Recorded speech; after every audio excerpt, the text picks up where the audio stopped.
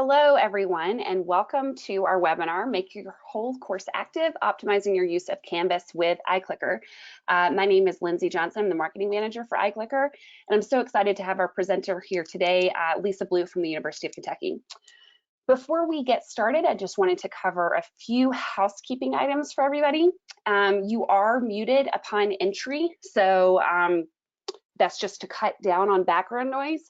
If you are having problems connecting to audio or get kicked off, know that you always have the audio function on your control panel, where you can switch your audio from your phone to the computer or vice versa if needed. The other thing I wanted to let you guys know is you can send questions at any time during the recording, during the webinar. We are going to stop about halfway through to take some questions, and then we'll take as many questions as we can at the end. Lisa has a ton of stuff to get through today, so if we don't get to your questions live, we will follow up with them afterwards. Also, we are recording this. That's our #1 question that we get, and we will absolutely send a copy of the recording as well as Lisa's slides within 24 to 48 hours after this webinar. So you can rewatch it if you want or send along to a colleague. So without further ado, I am so excited to announce our presenter today. Lisa Blue is, as you can see, she's a lecturer in chemistry and faculty tutoring coordinator at the University of Kentucky. She has taught courses ranging from applied technical mathematics and introductory general chemistry at the community college level to analytical and gen chem at an R1 research institution during the last 20 years of her teaching career. Regardless of the venue, her focus is always on engaging and motivating underprepared students using a variety of methods, including hybrid and flipped lectures for classes of up to 300 students. So I'm excited for her today to talk about a little bit about the different tools she uses in her classroom. And I'll just go ahead and address the elephant in the room, as it were. Initially, we had really geared this webinar towards mainly iClicker and Canvas, but then our world all completely changed, just a month or two ago. So Lisa reworked this presentation, so she's going to be able to go over an overview of her regular in-person flipped classroom, as well as changes she's made due to COVID and her future plans. So we have a lot to go over today. So without further ado, Lisa, I'll throw it over to you. Thank you, Lindsay. That was a wonderful introduction. So in making your whole course active, the goal was really to create an optimized learning experience using evidence-based methods. I'm really not a let's throw spaghetti at the wall and see what sticks kind of a person. I really want to know that I am using practices that have been proven to help students retain information. So I think everyone here today can relate to this goal. And like many of you, I have no formal teacher training or training in best practices in my background. I was a research chemist that found myself teaching. But I do have a background in learning center management, and I continue to work through that today. And I spent my formative learning how to teach years actually working in a learning center, tutoring students for 40 hours a week. And I quickly learned which methods of content delivery seemed to resonate with students and which methods did not. Of course, this was way back when we were still using overhead projectors, and I can remember dropping my acetates that were so heavy in the hallway, and chalkboards. Anybody remember having the chalkboard handprint on your rump because you forgot to not touch your black pants? Well, fast forward to today. We have all this amazing technology at our disposal to reach students in ways we never thought possible. So my current teaching specialties include General Chemistry 2, which typically runs up to 300 students. I've also taught General Chemistry 2 Honors. At max, that runs about 160 students. And I teach Analytical Chemistry, which has an enrollment somewhere between 45 and 60 students. I started dabbling with some of my lectures being flipped because I saw two needs. First of all, I wanted to offload some of the drier content to bolster student engagement. We all know there's that content that's more rote definitions or just, I don't know how you tap dance around it, it's just boring, okay? So I would offload that content because I wanted to make room for a deeper dive on problem solving for some of the more challenging material. I loved seeing that aha moment when students really understood what was happening.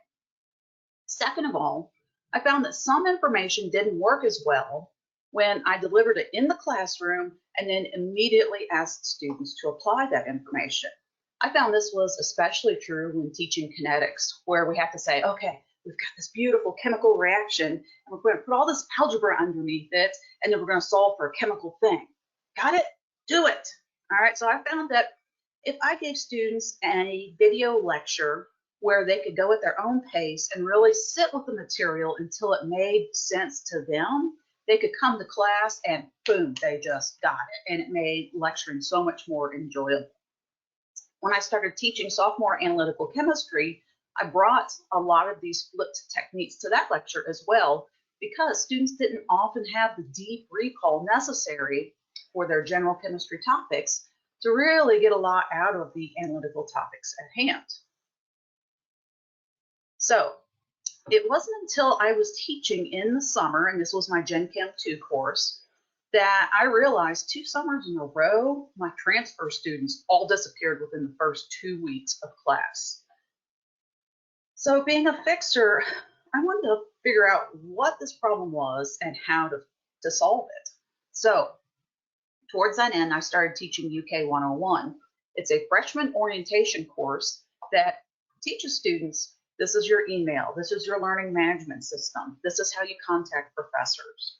And I wanted to see if there was some information I could take from this course and transfer back to my chemistry courses. So the problem is that the summer students were overwhelmed by the technology. If they were taking my Gen Chem 2 lecture, they had to figure out Canvas, Sapling, iClicker, PlayPosit, OpenStax, Exemplify, Piazza, Echo 360. Oh, Piazza's there again by mistake, and email. Piazza's really important in my class. We'll talk about that. If they're also taking the laboratory course, then they have a separate Canvas shell for that. Chem 21, a separate Sapling set of homework assignments, Exemplify, Piazza, and email there. So not only did they have all this technology that they either had to subscribe to or figure out how to connect, they also had to deal with our system for dealing with our 2,000 to 2,500 general chemistry students that come through our program every semester. Add to that the fact that we're trying to get 8 to 10 instructors in general chemistry to present a united front and use a lot of these tools in a manner that when they go from Gen Chem 1 to Gen Chem 2, they're not trying to reinvent the wheel and figure out how to work this all over again. So the overwhelm was understandable. And ever since I realized why I was losing the summer students, I've had a new goal. Our new goal in our general chemistry program was to make everything accessible from Canvas using single sign-on technology. So if someone didn't have a method for doing that deep integration or the LTI or whatever the other fancy buzzwords were, that I want them to go to Canvas to whatever they need to see. We've been bugging those people without mercy. Can you please make this single sign-on? And I think this has really been a game changer for students. Since we've forced this transfer to single sign-on with Canvas, and Canvas has been so helpful with this, I don't lose those summer students anymore. So let's talk about the next challenge. I was assigned to teach General Chemistry 1B. Now this is an interesting little course because it's the second semester of a half-paced General Chemistry 1 course. It's created to give at-risk students a chance to develop the math and chemistry skills necessary to progress in their degree program. So, and by at-risk, I'm talking about academic factors, primarily as evidenced by a lower math ACT score. For many students, this is a great option. Both semesters are traditionally taught as completely flipped classes. And so if they've had General Chemistry 1A and they're coming to my General Chemistry 1B, they already know how the course works. And by completely flipped, I mean that students are watching full-length lectures outside of class, and the bulk of the time spent in class is spent on these group problem-solving activities.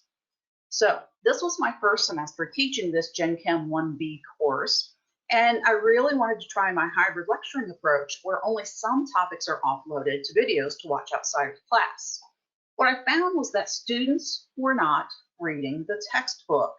They were not working extra problems outside of class, and they really weren't good at being successful students. I felt like I was trying to teach UK 101 and chemistry in the same classroom. So it was 2 or 3 weeks into the semester, and I pivoted, going to a fully flipped format. I explained why the pivot was necessary, and we made that transition. I think the moment that really brought it home for me was early in the semester when I used iClicker to poll my students to see if they were taking advantage of this amazing resource. I am a total fangirl over this interactive general chemistry textbook because there are so many resources. There are interactives, there's apps, there are video lectures explaining how problems work. And I found that less than 30% of students had accessed the textbook.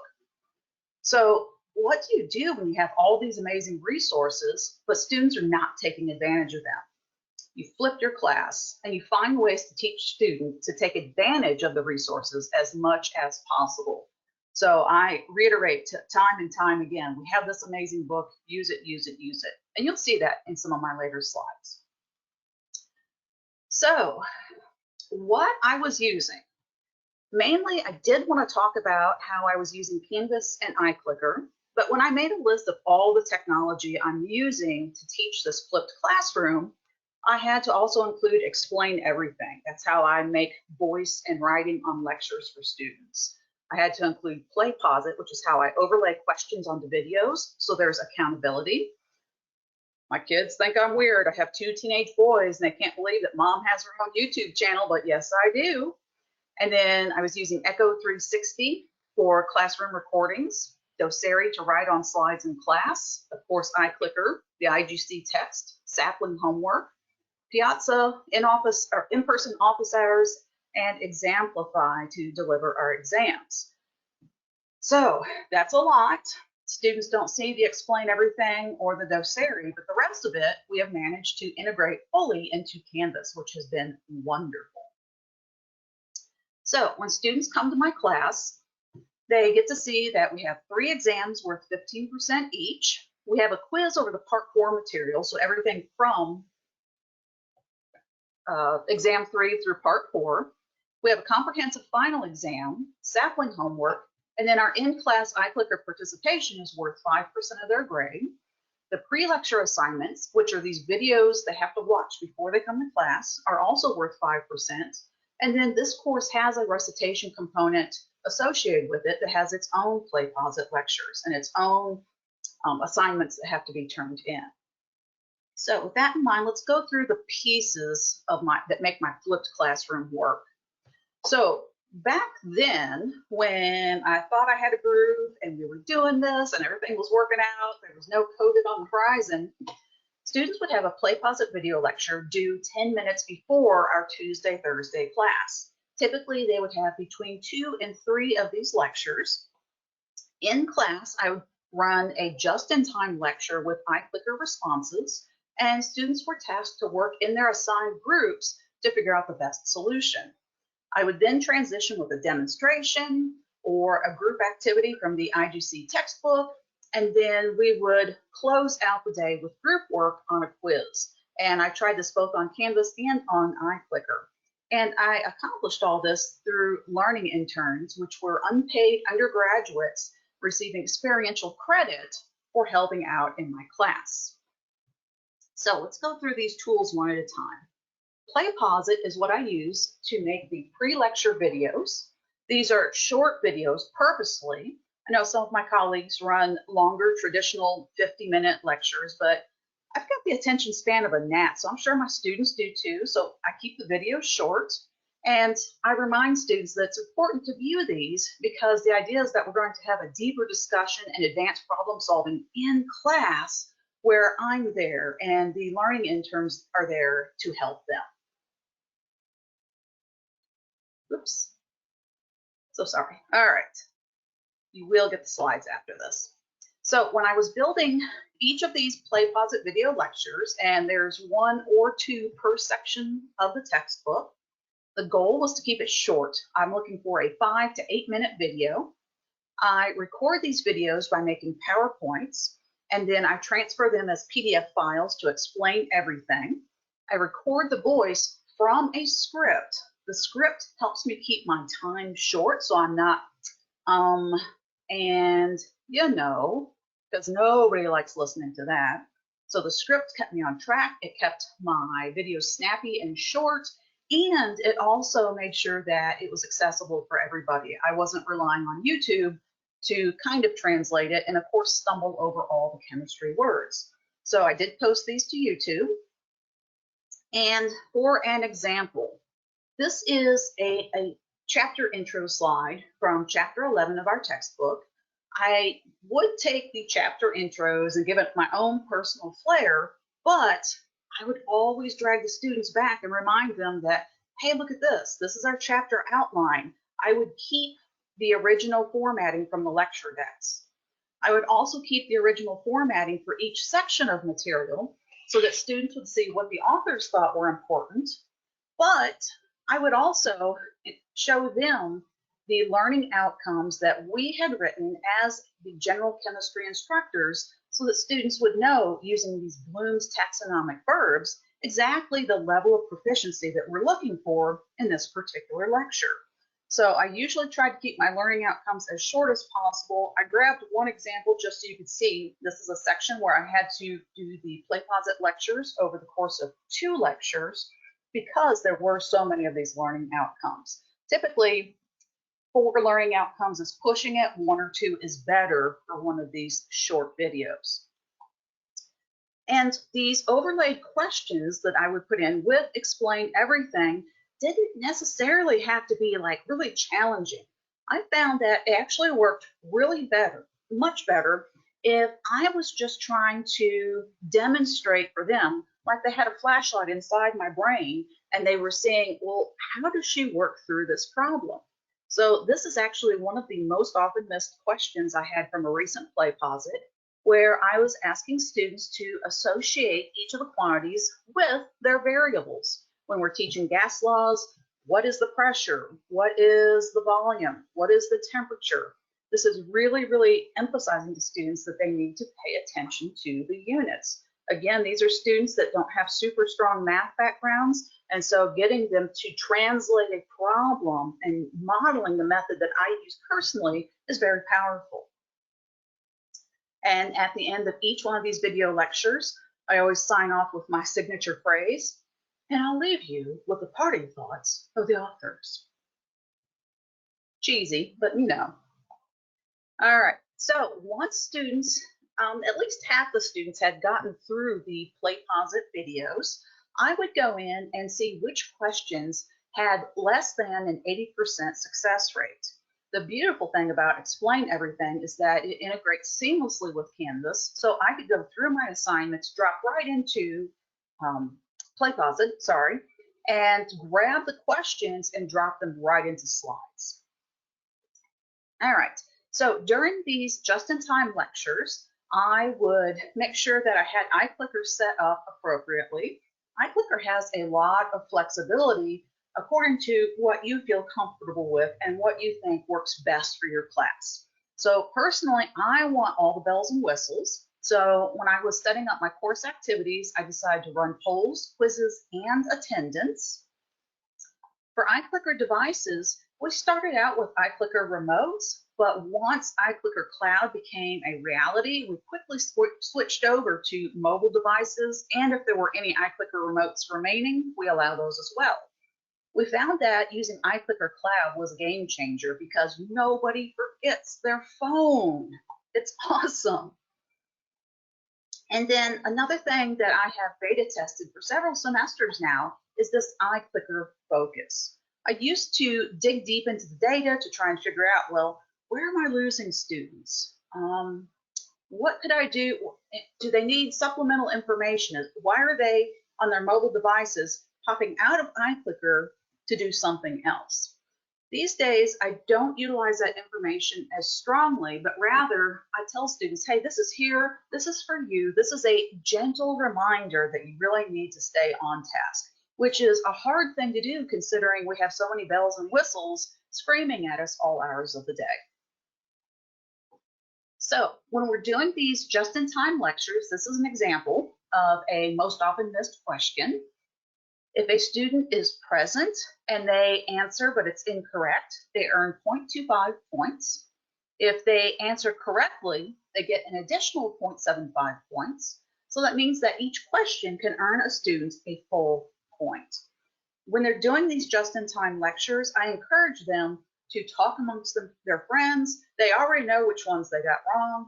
I want them to go back and troubleshoot and figure out where the flaw was in their logic that caused them to get this wrong. So whenever I'm running polling in iClicker, I'm real stingy about when they get to see my screen. I have found that if I share my screen automatically whenever polling starts, that I start getting these remote participants that may not be in the lecture hall. And so I do not send a picture of my screen until the polling ends. I still have remote participants, and there are ways to deal with that. But this is what I'm comfortable with. So I automatically share a picture whenever the polling ends. And the cool thing is that students use these like flashcards. The first time a student told me that they laid in bed at night and they flipped through their iClicker slides instead of getting on social media, I'm like, okay, either this is really weird or this is really awesome. So I also send class results to student devices automatically when polling ends. And this does have deep integration with Canvas, meaning that I get separate columns for my iClicker polling and for each iClicker quiz. So my question strategies, and really this is where the power comes in with iClicker. Provide plenty of legitimate distractors. I call these tricky answers, and I do not allow them on exams. I think that's just mean. But whenever they're learning, it's best to figure out how to screw things up so you can fix it quickly, especially if there are common student misconceptions. There's one question in my slide deck that trips the Gen Chem 2 students up every semester, and it asks them to take the cube root of a number when we're computing the density of a cubic unit cell. And if they start going to that one answer, I know they don't know how to use that simple non-graphing calculator to take the cube root. Another thing I like to do is to watch the responses. I think I say this the same every single semester. Gen Chem 2, I think I've taught 19 times in a row now, but maybe I look at them crooked one day or something doesn't come out just right. But sometimes students don't get the answer I'm expecting them to get. And when this happens, especially whenever I've got about a 50-50 split on a question, I'll show them the split and I'll say, okay, we're a house divided. This is a big deal in Kentucky. If you've got the Wildcats in Lexington where I'm at versus the Cardinals in Louisville, a house divided is a serious business. So I tell them, convince the other person they're wrong. And a lot of students, their jaws hit the desk. What? Convince them they're wrong? But how do I know I'm right? Well, that's what we need to work on. We need to build your confidence so you're not the one getting convinced. And this is what really drives the active part of my classroom. This is what I love about using iClicker. So we have some different iClicker integration options. We can either sync the total score, or with this deep integration, you can see here that I have one iClicker course and it is going to several sections. So I've actually got section 13 through section 18 of this particular course this semester, and it syncs to separate grade columns in the Canvas gradebook. I've also taken two different classes. I've taken one iClicker course and synced it to two different classes the semester that I wound up teaching Gen Chem 2 regular with Gen Chem 2 honors. Don't recommend it, but the people at iClicker are amazing at working with you to get your situation to work. So I'm doing just the regular thing, syncing one iClicker course to several Canvas shells right now. So once we get through the initial polling, I like to do demonstrations. I had this one demonstration where I took these ordinary key lights that lit up purple, blue, green, red, and I just threw it out there. Okay, this is our definition. What do you predict? And then we had a series of iClicker questions after that. Then we move on to our group work. And for our group work, I use the textbook interactives and worksheets a lot. And in the group work, this is where the learning interns are key, because you have to make sure that they aren't just, okay, there's 10 questions. You take 2, I'll take 2, and you take 2, and then we'll figure out who gets the rest. All right. You've got to make sure that there's actual discussion and learning taking place. And I've found that these textbook interactives and worksheets really help facilitate this, because maybe somebody's running the interactive on their iPad or laptop, but somebody disagrees with how they're going to write it on the worksheet. So my main metric there is to make sure that when they're doing group work, I want them to be able to explain this concept to somebody else. This is one of my favorite activities. This activity came from the textbook, and I didn't make them fill up, well, they had the entire worksheet in front of them, but to gauge where they were at in that worksheet, I opened up this iClicker poll, and I told them to give me this particular frequency once they got to that part of the worksheet using this atomic spectroscopy app. This was one of those days when students just really had a huge aha moment. So this was fabulous. Then to round out our days, I would have a quiz. And this quiz was still open note, open friend. I still wanted them to do group work. I just wanted them to have another problem set, because again, on their own, they weren't working the problems they needed to work.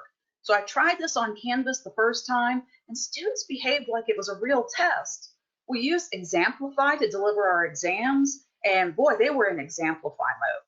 So even though we had more question type flexibility, I did decide to transition to iClicker to see if students would relax a little more, and they really did. They saw it was a low stakes learning situation, but I am limited to multiple choice. We use Exemplify to deliver our exams when we're face to face. And with iClicker quizzing, I love it because I can go back to those evidence-based practices again and, hey, let's talk about what we missed on exam 2 and then start working on some new content. That way I can circulate through the room and answer questions, and we're not waiting till the end of the semester to figure out where we screwed up on exam 2. I also do Piazza office hours and email. A lot of times I'll get questions from students in an email, and if it's a question where other students could benefit from the discussion, I ask them to put it on Piazza for that reason. This one has been a game changer for calming down my email. Once you hit students with that, can you share it on Piazza? Then you can mark it as a good question, other people can answer, and then it just makes the class go a lot more quickly with not as much effort. All right, so at this point, I've said a lot. Do you all have any questions that I can answer about how I was managing this face-to-face? Okay, we've had a lot of questions come through, Lisa. So I'm going to try to narrow it down to just a couple before we move on to the latter part of the webinar. Okay. Joshua Smith has a great question. How do you grade flipped classroom in classroom problem sets? Do students have to turn it in at the end of class? So I did collect the sheets early on whenever I was transitioning, but I found that iClicker quizzing relieves my workload to a great extent. So no, I take up no physical paper. It's all collected through iClicker polling or the iClicker quizzing feature. All right, and then we have another question from Andrew Black. I believe this came in when you were talking about the pre-class videos that you make. He's asking, what do you mean by offload the boring definitions? Offload to where? So what I'm talking about there, the one that comes to mind, talking about cubic unit cells in Gen Chem 2. So when you're going through those definitions and explain to students, what does it mean when an atom is on the edge position? What does it mean when an atom is on a corner position?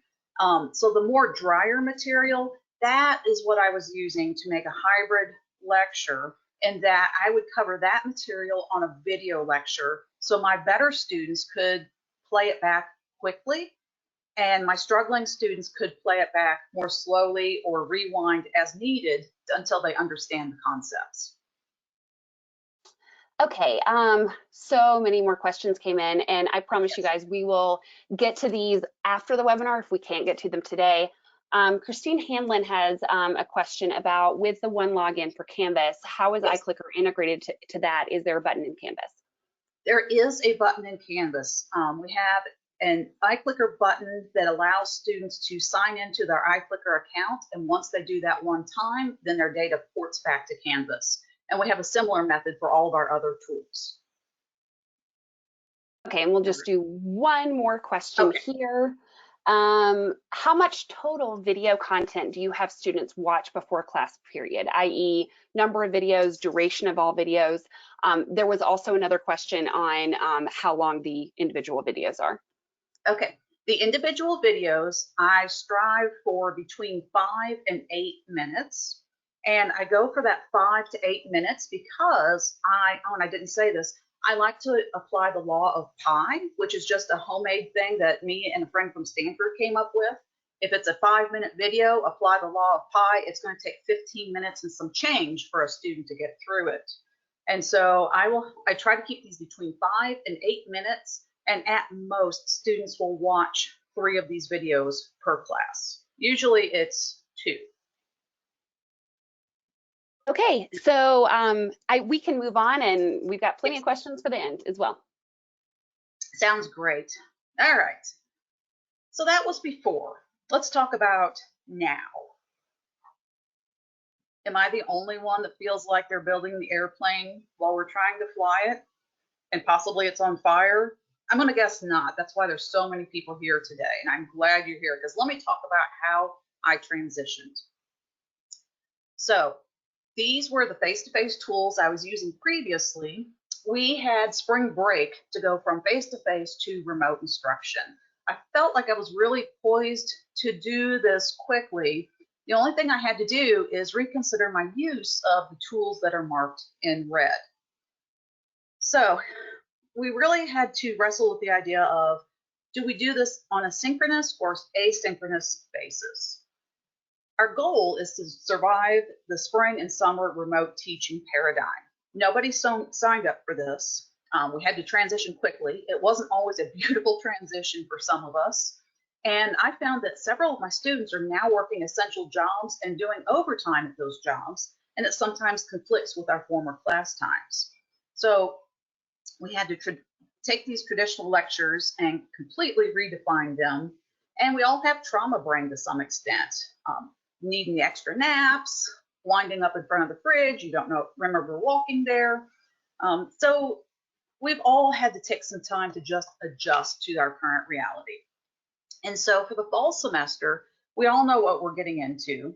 And I'm hoping that we've found a new way of conducting our daily business. So for right now, there are some of us at UK that are still teaching in a synchronous fashion, but we can't require it of our students. I have one colleague who has about a 500 student course load. She does run iClicker during her Zoom lectures.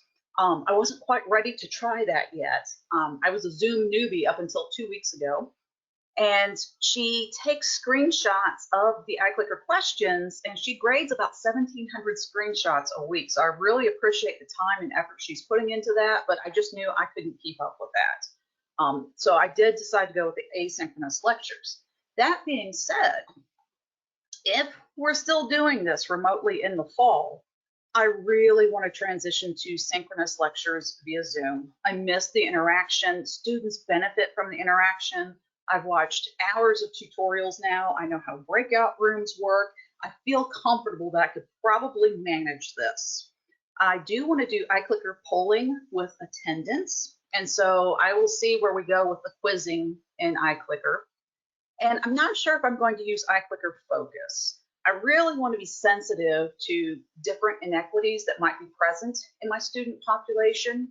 2 weeks ago, we had to give lots of extensions on assignments because we had some severe thunderstorms that rolled through, and we had a couple of our very poor eastern counties in Appalachia that didn't have electric for a long time. And so I want to make sure that I don't have students trying to write term papers on their smartphone or trying to do iClicker Focus and keep up with my lecture on their smartphone. So I'm still toying around with that one, but Lord knows I'll be in touch with iClicker to see what else they're cooking up for fall too. So my remote classroom now, I have set a very rigid schedule in that Mondays and Wednesdays are Play Pause It video lecture days. So that those 2 or 3 videos, 5 to 8 minutes apiece, they're due at 11:59 p.m. I did have to specify Eastern Daylight Time. All right, that was a point of confusion for students. No, it applies to where the lectures are happening. My Tuesdays and Thursdays, I do post optional just-in-time lectures, and I did make those optional because whenever I'm producing a 5 to 8 minute video, I recognize that on the back end, that's probably taken me 2 or 3 hours to do because I am scripting it. I am being so picky about how it comes across. I have a Canvas quiz now over the Play Pause It material instead of doing the iClicker quizzing. And some activities from the Interactive General Chemistry textbook are submitted as Canvas quizzes. Others I just strongly encourage, especially when I see students are struggling in a particular week. During our former class time, I do hold Zoom office hours so students can drop in with any questions they might have. And I love how students are embracing the technology. It's been great. I've met everybody's cats and they've met mine. So day 1 of our remote instruction, I had assignments due and I saw nobody was logging on. And so I really had to think about that. And I decided, no, day 1 is orientation. We need to figure out which end is up in our new world here.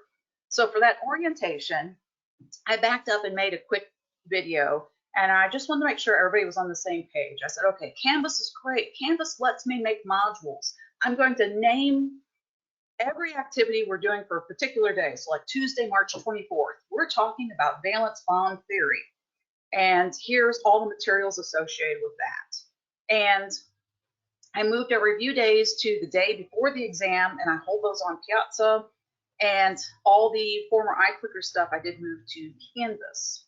So I made sure students really understood, hey, look at all this content I'm giving you. So I grabbed a screenshot and I marked it up with my iPad and I said, okay, for Tuesday, March 31st, here is the transcript of the video you're watching. Once that assignment, that graded assignment closed, I posted the original video so they could go back and rewatch it. Students really do light up my YouTube channel.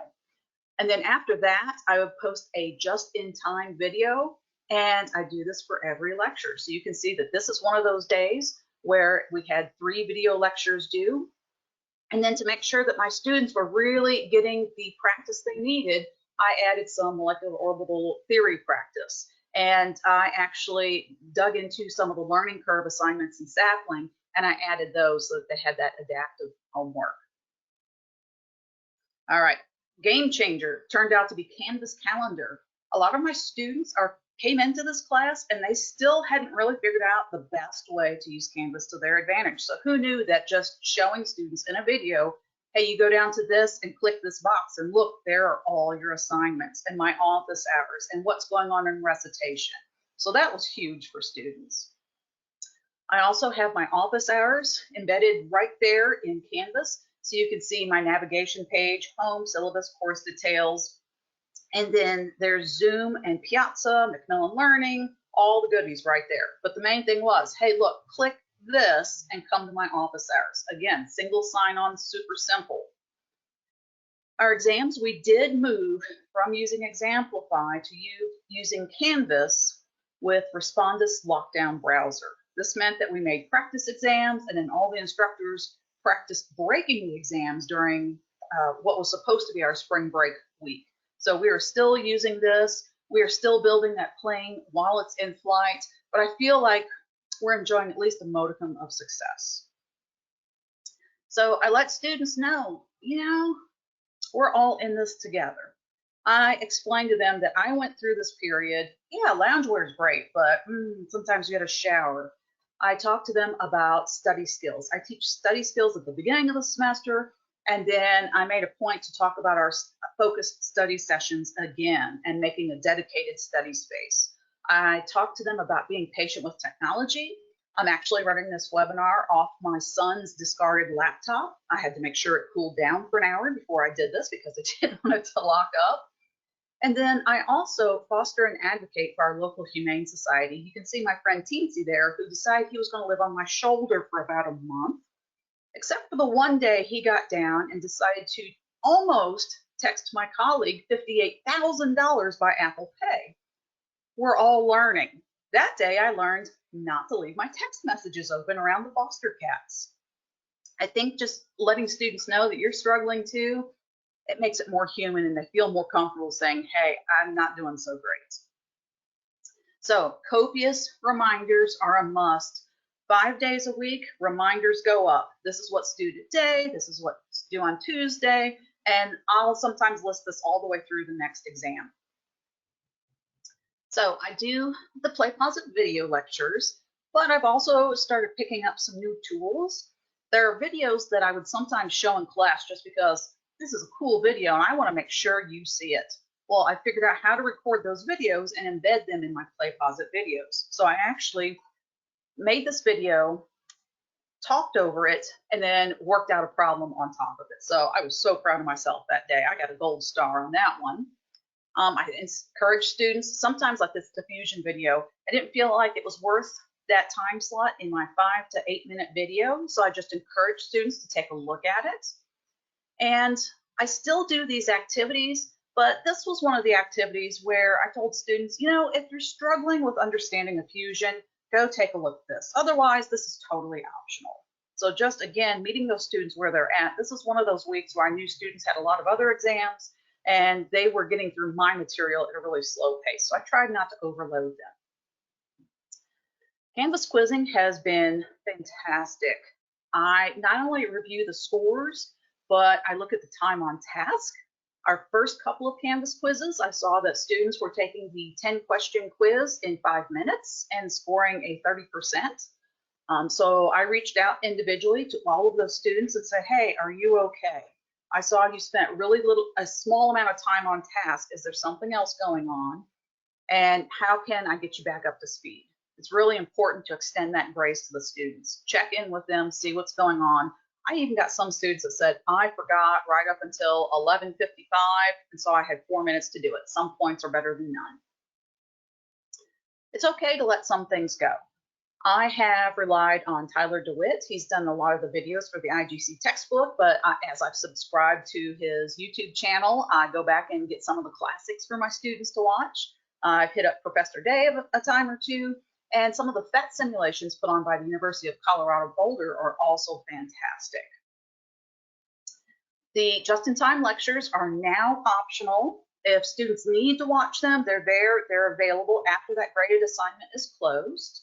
And this is an example of how I set them up. There's a just-in-time lecture for each section of material. So this was Chapter 7, Section 2, talking about Boyle's Law. And I actually go in and get the original question, the original answers, and a screenshot of what was on the slide when students had this question pop up for them.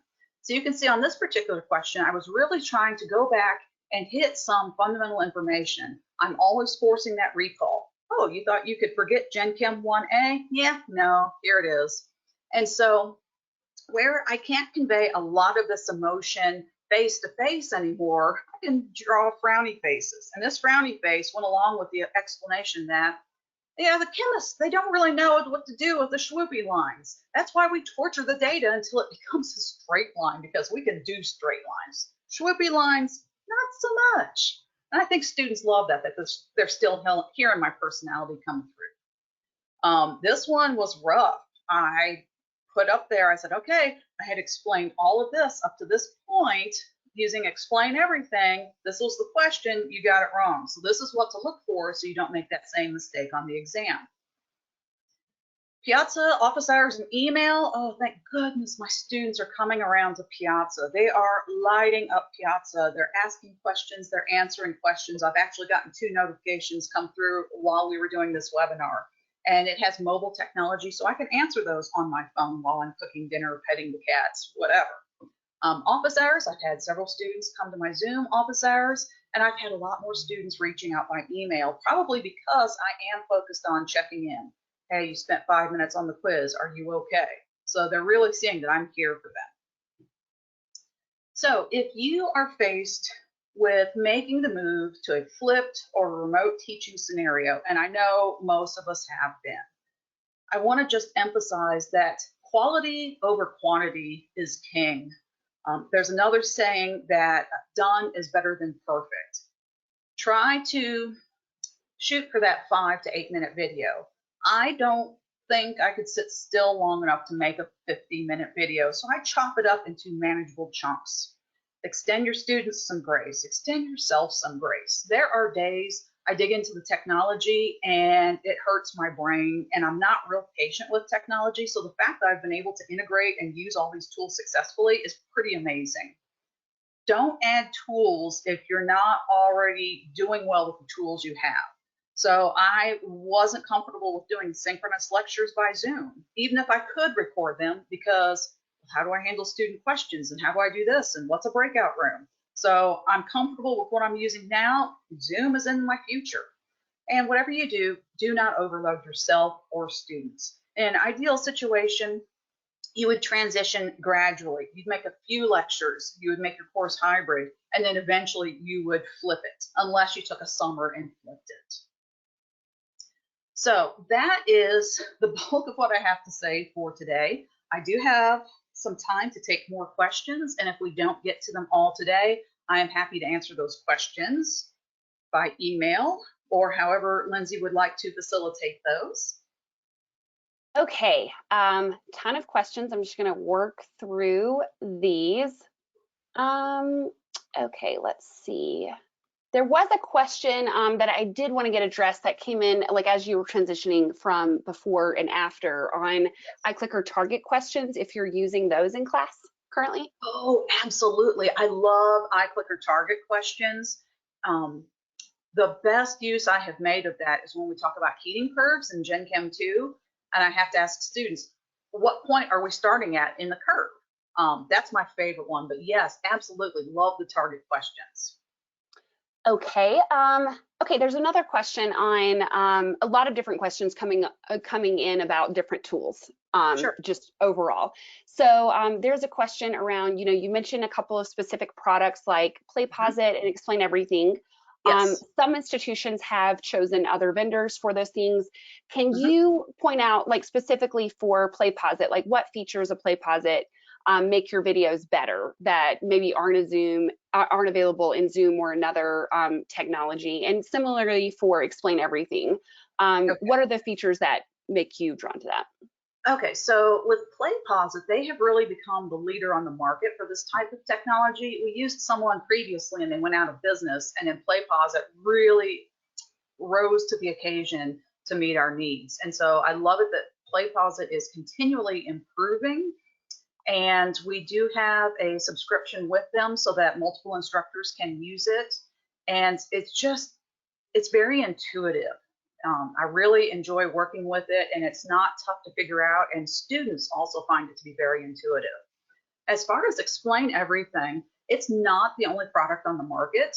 There's Camtasia, there's Snagit, there's Explain Everything. One of my colleagues uses Doceri to record her lectures. I like Explain Everything because I understand it. And I say that because believe it or not, I'm kind of a technophobe. I get frustrated when I know I need to do something and I just want it to work, and Explain Everything just works. And I love it that I can record my voice over the lecture, and then I go back and mute myself and play it, and then I can stop it and write in what I need, which also helps me save time on the recording. So I like Explain Everything. I do pay for a personal academic license, and it's about $25 per year. And for me, it is well worth the personal investment. Okay, great. Thank you for that. Sure. Okay, next question. How do you know that the students are watching the required videos you have assigned? Oh, that's where PlayPosit comes in. So they cannot get to those. I mean, they could go to my YouTube channel, but most times they don't. The PlayPosit is integrated with Canvas. And so when they want to watch one of those videos, they click on the assignment, it drops them into PlayPosit, and the video will play for whatever length of time. And then when I want to stop them and ask a question or several questions, they can't progress until they answer those questions. And they can be multiple choice, fill in the blank, essay. There's lots of options and flexibility with Play Pause It. And so they are doing those videos to earn a certain pre-lecture grade. So it's part of their participation grade. Okay, so a question around in-class polling. So, you know, in your traditional face-to-face using iClicker for in-class polling, and then what you're going to do for fall with polling via Zoom. How do you analyze thought processes with multiple choice questions? This professor likes to see how many students are thinking about a problem to determine where the disconnect is. Right, right. And that's where I really make sure I'm structuring those multiple choice questions so the most common misconceptions are showing up. I also like to bait students by putting preliminary numbers in there. So if they have to do a multi-step calculation, I will put one of those preliminary answers in there to see if students go for it. Because sometimes students just plug and chug until they find a number that matches the multiple choice. And you really need to teach them to know when they're done.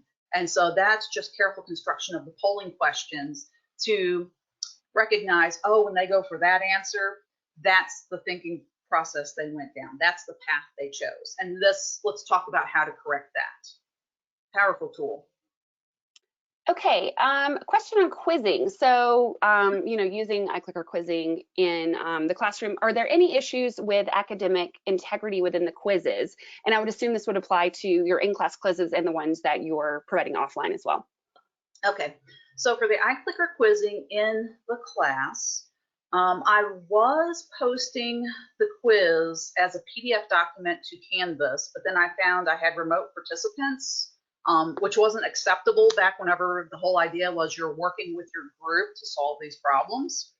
And so I did go to distributing paper copies of the iClicker quiz questions, and I did not make those PDF files available until the in-class quizzing session ended.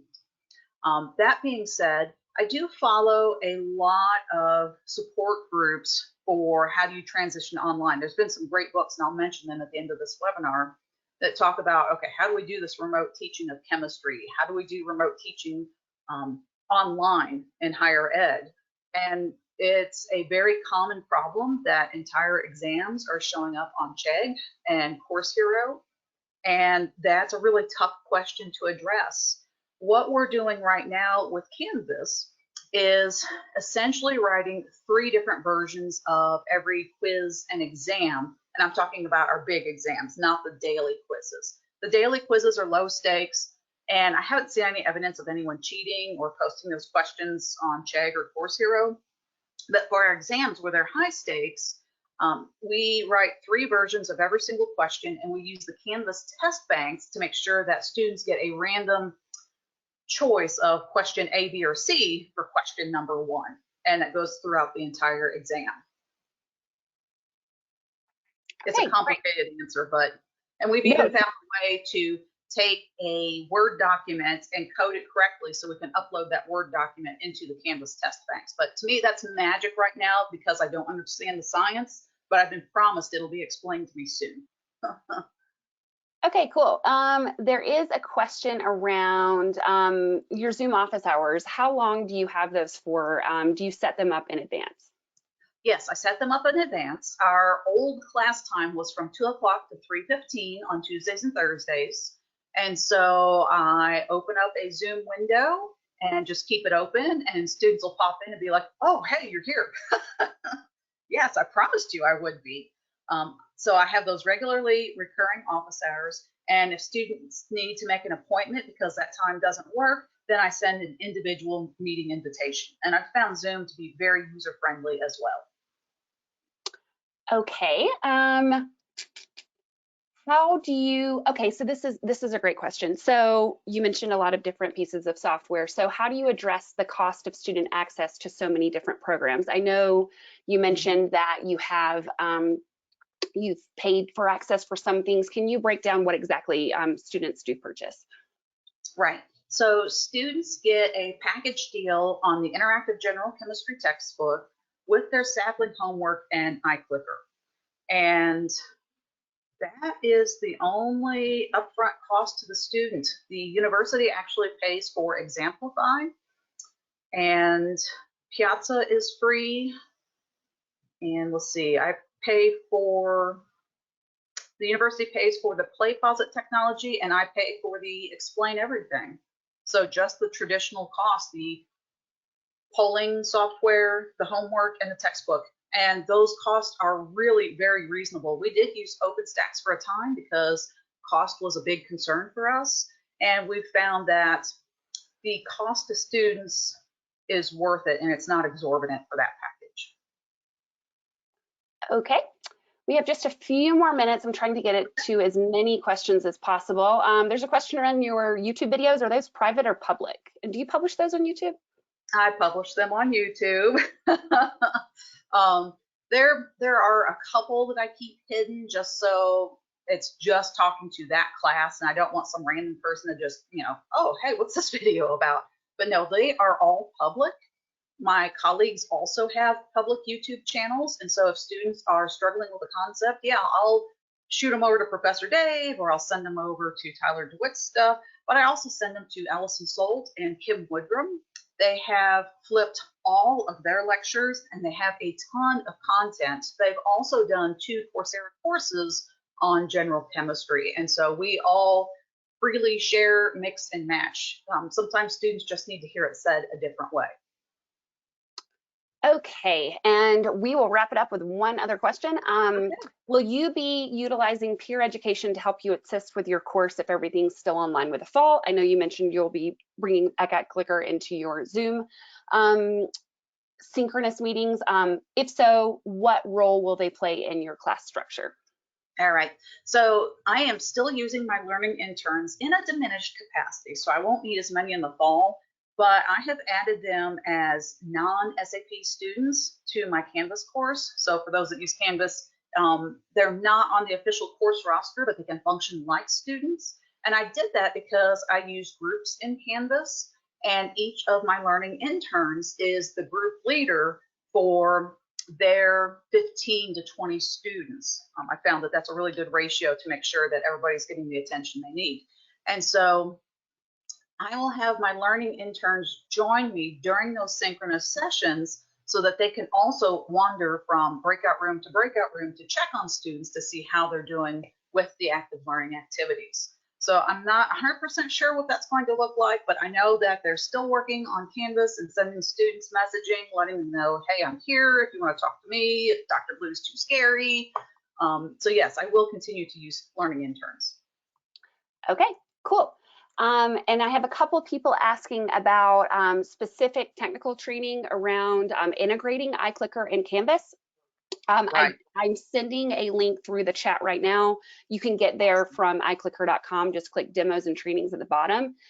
You can sign up to get a technical walkthrough of how iClicker and Canvas integrate together. Today, Lisa just showed you an overview of kind of how she uses it and what she gets out of it. So if you want that technical walkthrough, please visit us. Our trainers are more than happy to help you get set up. And the trainers are more than happy to also answer the same question 6 times. Exactly. They're wonderful people. One of them's on even right now listening to everything. Okay, so Lisa, I know you have another slide with resources, I believe, so I'll let you wrap up. And so I didn't include everything, but I did go ahead and put a link to iClicker if you're not using that technology. Love, love, love the textbooks. There's a link there if you want to take a look at that. Explain Everything. I use the iPad app for that. I think there's also a way to do it on a desktop or laptop. PhET simulations, the link is there. TechSmith has Snagit. I can't remember if I paid for that or not. I want to say I'm doing a free group. And there's also a couple of Facebook groups talking about strategies for teaching chemistry online and the Higher Ed Learning Collective. And I'm sure I missed a couple of them, but ask for invites. We will join you into the group with open arms. It's been very helpful. Okay, great. Well, thank you so much, Lisa. And thank you also for I know it was a huge change for everyone in moving online over the course of the past month. And thank you also for changing this webinar to flex to that. My Thank pleasure. you everybody for joining. We hope this was helpful for you. We hope that this gives you an idea of how iClicker and Canvas work together, as well as, this new reality that we're all in. Lisa's information is up if you want to email her. We will get to any questions that we did not answer afterwards. And please don't hesitate to reach out to us if you have any questions at all. And thank you. I hope you have a great rest of your week. Thank you, everyone.